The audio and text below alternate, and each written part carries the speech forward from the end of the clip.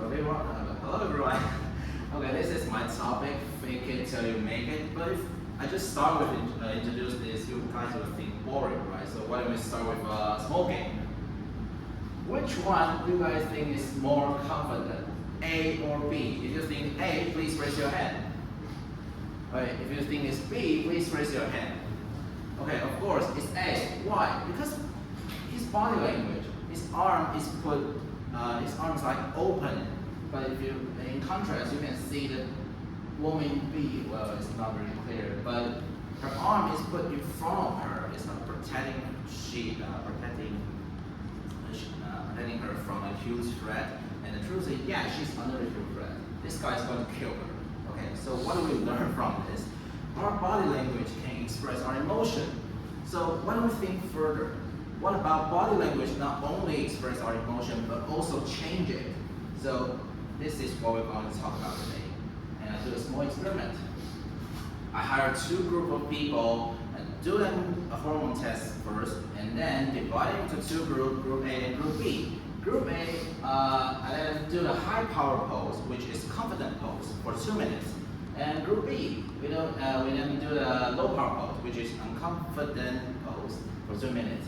After this, we give them an option, whether they want to do a gambling, textbook or something, and then we do a second time hormone test, and this is the result. We got 3 charts here. The first is how many people choose to do the gambling. As you can see, the Group A people have 86% people choose to do the gambling, but Group B, unconfident pose group, only has 60%. So this is 26% gap. Okay, it's very huge.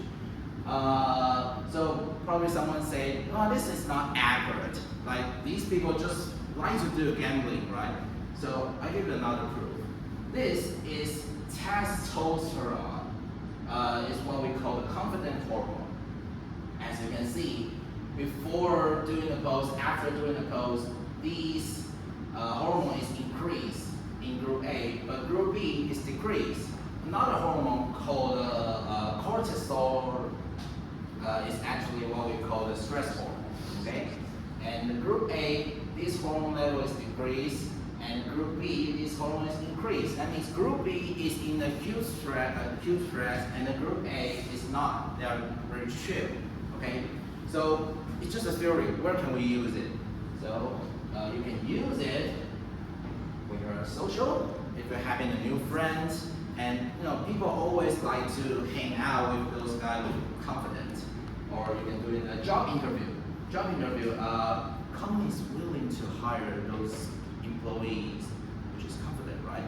They have got their own ideas. And the third example is doing a speech, like what I'm doing right now, although I'm a terrible example. Yeah.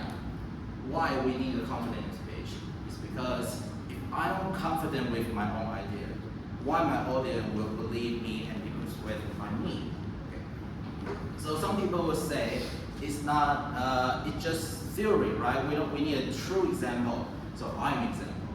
A few years ago, I've been in a serious car accident, and my doctor told me my brain is not good enough for me to pass the college.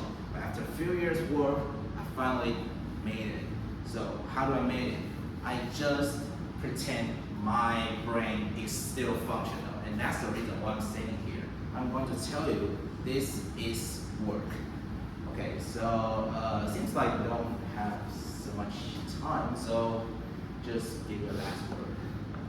Just fake it until you finally become the one in your imagination. And I believe in the future, the one won't in your imagination anymore, because you will become the one. And hope you enjoy it. This is all I want to say. Thank you very much.